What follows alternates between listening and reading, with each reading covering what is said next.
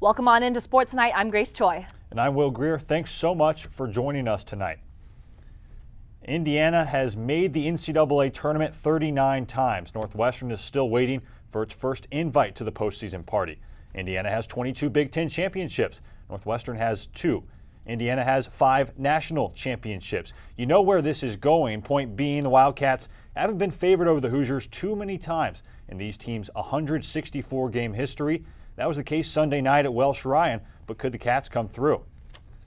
Northwestern, Indiana. How cool are fog machines? Don't answer that question. 6 minutes in, Bryant McIntosh with the nifty running floater here. Nothing but nylon against his hometown team, and you up by 3. 5 minutes later, this may be the play of the game. Sanjay Lumpkin with the steal and the one-handed flush. Cats led by 4 at that point.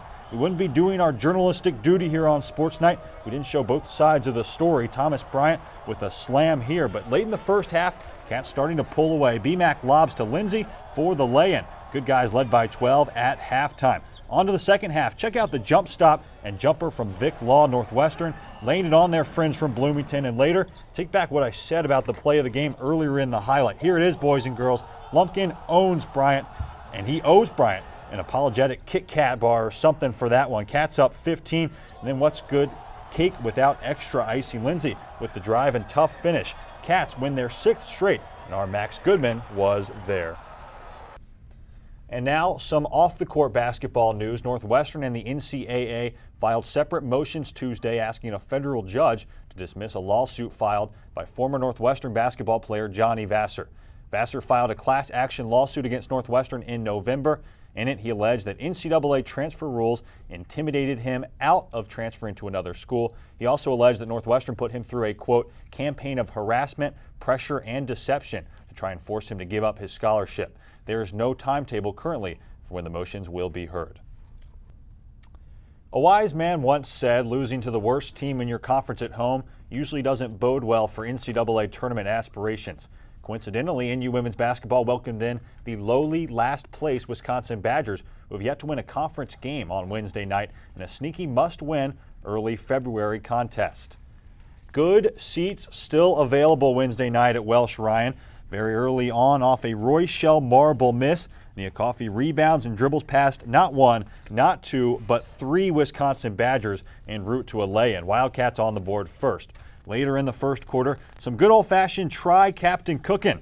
Kristen Inman with the steal. She finds Ashley Deary, who jump passes beautifully to Coffey. Northwestern led by just 10 at the half, though. Second half now, credit to Wisconsin. They lost their first 8 Big Ten games by 21 points per, but Kendra Van Leeuwen connects from deep here, cut the Wildcats' lead to a not-so-comfortable 5. Under a minute later, though, Inman drives past Van Leeuwen, kicks out to Douglas. A wide-open 3 is true. Breathing room for Northwestern. And then under a minute left, Deary to Coffey, out to Jamison. The sophomore rattles it home. Northwestern improves to 17-5, besting the Badgers by 20. Wildcats breaking their huddle again in all purple uniforms with the white piping down the sides and the big white in on the right knee area. Ohio State in their home whites. The big Ohio State and numbers in bright red on the front of the jerseys. Brian Interline, Michael McConnell, and Kevin Pethtel are officials today. It's Coffey and McCoy jumping up at center circle. Northwestern trying to pick up a big win on day 3 in Indy, and the tip sails out of bounds. A jump ball called. Will re-jump at center circle. Looked like Nia Coffey was aiming for you there, Will. Bounced straight towards you. Almost had a play on it. I'm being tested early here on day 3. As this time, Coffey wins the tip. Deary controls, and we're underway at Bankers Life Fieldhouse. Wildcats moving left to right as we sit here courtside in Indianapolis. Ashley Deary has it on the right wing, 18 on the shot clock, kicks to Nia Coffey, a left wing 3, no good left, almost rebounded by Kunai Akpana, but now Cooper comes down with it, and here come the Buckeyes with possession number 1 of their tournament. Kelsey Mitchell not hesitating, pulls up from the right wing and splash down for Mitchell, 3-0 Buckeyes. That's what makes Kelsey Mitchell so dangerous. That's a tough shot, walked into it, got it, an open 3, hit it. Ashley Deary now turns it over in the backcourt. Mitchell with the poke away, tries to find her teammate Cooper on the baseline. Cooper saves it to McCoy, Nice save that time. Now it's Calhoun dribbling off of her leg out of bounds, and it's Northwestern ball as Kelsey Mitchell comes and greets us here courtside at Bankers Life, Austin. Ohio State straight away in a full court press. They're going to try to speed Northwestern up. They saw the struggles that the Cats had against this yesterday against Iowa. 3-0 Buckeyes as Coffee has it on the left baseline, drives in, can't get the layup to go, almost rebounded by Kunai Akpana, but now the senior Cooper comes down with it, her second board, and the Buckeyes moving quite quickly back the other way. Cooper drives in on Coffee, layup, no good. Good box out by Pallas. She comes down with the board. Northwestern avoids a pretty good look from Shayla Cooper that time. Still 3-0, 8:45 left here in the first. Coffee handles on the left wing, guarded by Cooper. Cooper giving Coffee a three. She doesn't take it, though. Now it's Douglas on the right wing, trying to find a cutting Nia Coffee. Can't do so, though. Just 10 on the shot clock. Coffee guarded by McCoy, driving in, pulling up from 4 feet, and a foul called on Sierra Calhoun. It's the first on the transfer from Duke, and Coffee will go to the line trying to get Northwestern on the board for the first time today, Austin. Northwestern has made their offensive game plan quite clear. They're going to feed Nia Coffee the ball and let her go to work. She missed an open three-pointer, which is a tough sign, then got a contested layup that she couldn't hit, but attacked the bucket on her third possession, got to the free throw line, and has a chance to break open the scoring.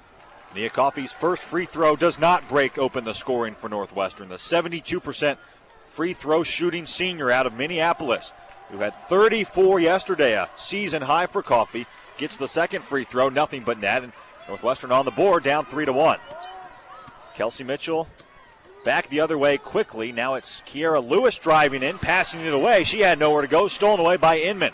Back come the Wildcats. Ashley Deary in the right corner, drives in on Mitchell, spins, nowhere to go for the 5-4 Deary, and Ashley Deary traveled the second turnover already for Northwestern Ohio State ball. Deary got caught in a tough position there, and the help didn't come quick enough from Kristen Inman. Deary was looking for a place to pass that. Inman needed to cut to the wing. She didn't do it in time. Deary shuffled that second foot and got called for the travel. We saw Deary be so crafty in the lane yesterday against Iowa, but that time just nowhere to go for the senior. As McCoy pulls up from just inside three-point land and cannot hit, Coffee skies for the rebounds. Figure Joe McEwen will take that shot from the freshman McCoy every day of the week. Now Nia Coffee down low, guarded by Cooper. Coffee dribbles off her foot, now regains, and now passes away to Kiera Lewis. Third turnover for Northwestern. The freshman Lewis back the other way, hesitates on Douglas, drives in. Douglas with the block.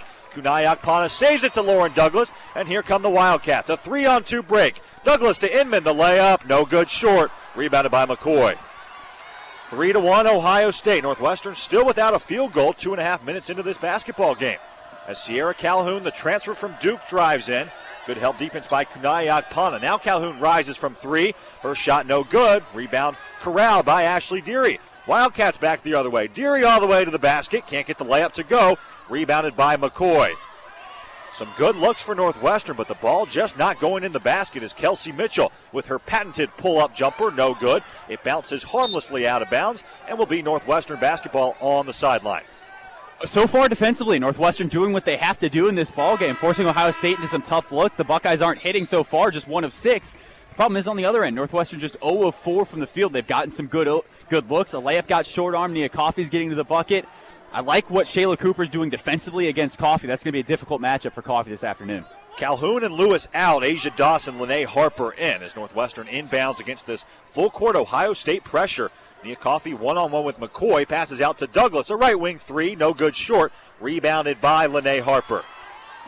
Buckeyes back the other way. It's Kelsey Mitchell driving in on Douglas, lays it up, no good. But a foul called on Northwestern. It either goes against Douglas or Coffee, and the foul is called on the redshirt senior Douglas. It's her first personal. Mitchell will go to the line for 2 free throws. Kelsey Mitchell's just so dangerous in that transition play. She catches the ball and she always goes. She never slows it up. Just attacks the basket, gets the defense shuffling their feet backwards, and she just barrels into you, initiates the contact, gets the basket, and has 2 free throws. Whereas an 82% free throw shooter, she doesn't miss very often. It's almost as if Mitchell was going so quickly as the first free throw splashes down. Going so quickly that Coffee and Douglas couldn't really decide who was going to step up and take her. She just goes so fast that you don't have time to make that decision. Amber Jamison, Abby Scheid check in for the first time today, taking the place of Pallas Kunai Akpana and Lauren Douglas. Northwestern looking to get faster. They know this is going to be an up-and-down game.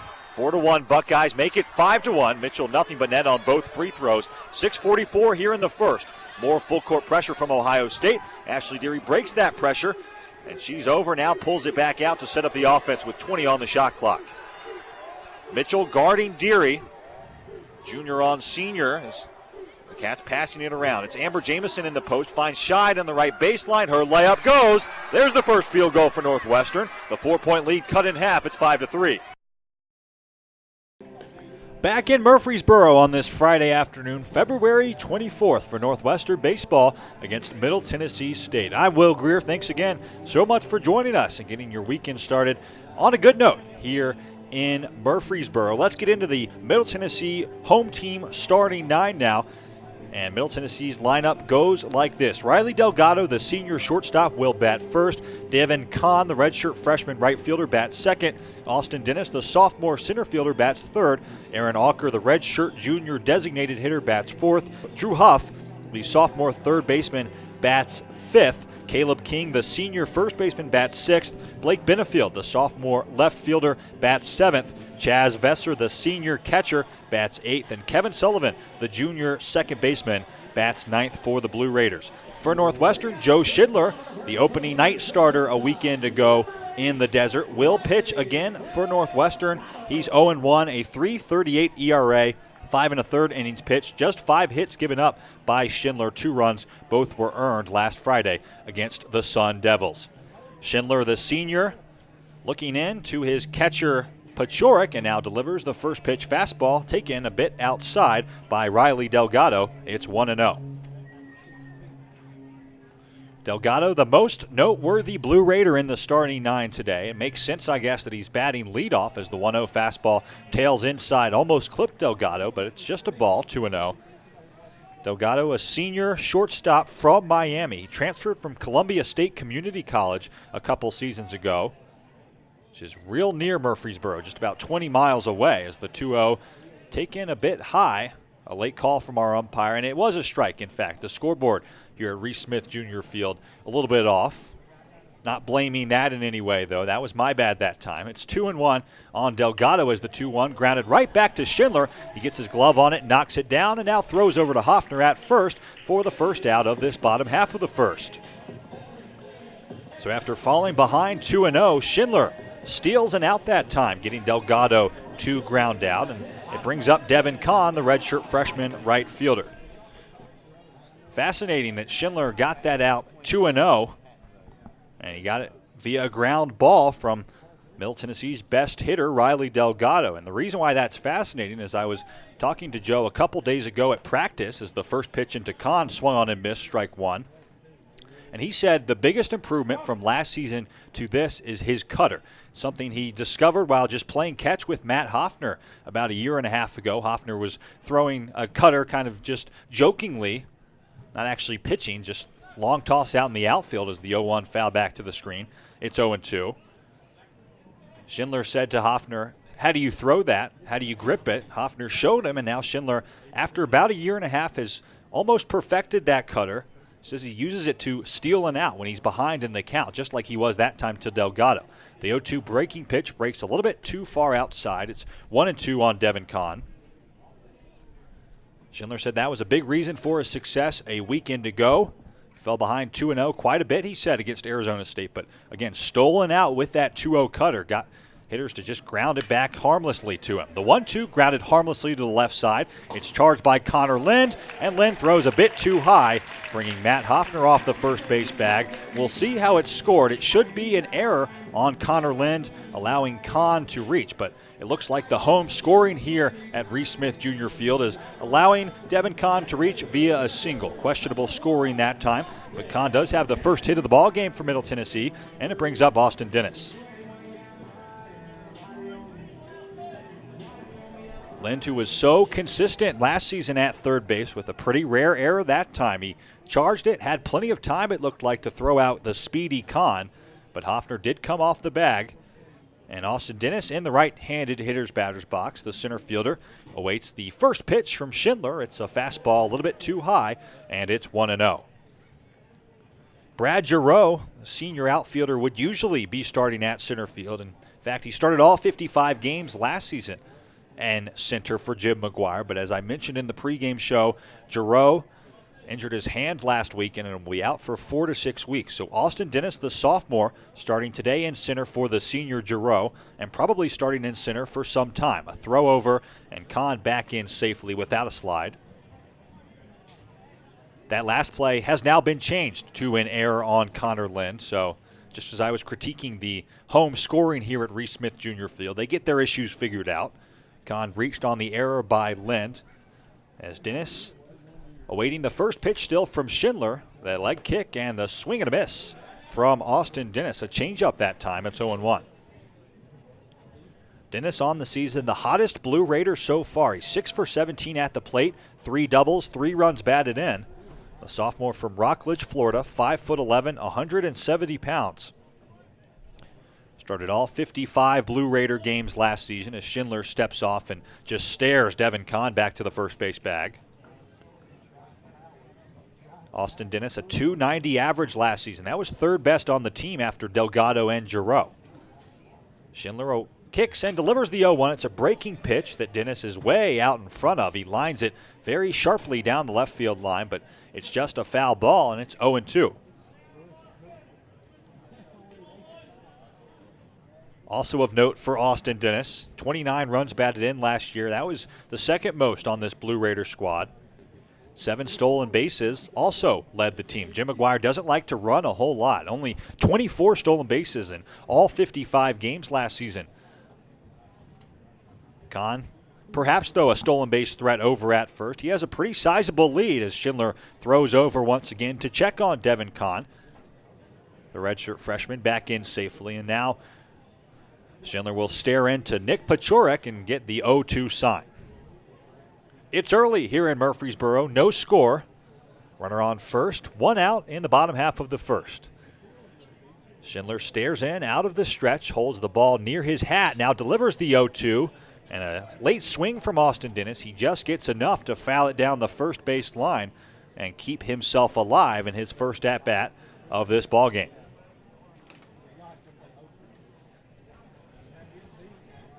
According to head coach Spencer Allen, the key for Joe Schindler, the fastball command down in the zone. He's able to keep hitters guessing with his breaking pitch, but if he's not commanding the fastball down, it could be a long day for Schindler. It looks like he does have command of that pitch early in this one. As the 1-2, Dennis is going. The pitch swung on and missed. No, Dennis got a piece of that. It was actually Kahn, of course, running from first. Dennis got just enough, and now Devin Kahn sees that it was a foul ball and trots back to first base.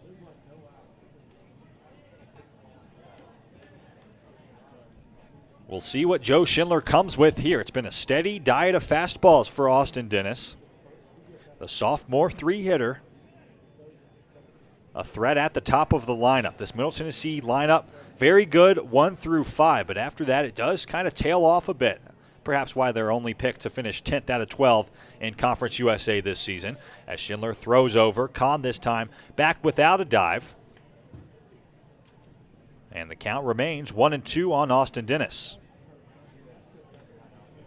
The seats here at Reese Smith Jr. Field have really filled up as this first inning has gone on. A very impressive crowd.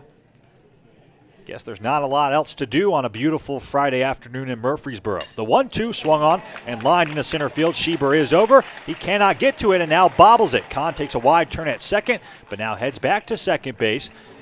Schieber able to recover just in time. It's a 1-out single, though, for Austin Dennis, and there are 2 on with just 1 out here in the first for Aaron Auker.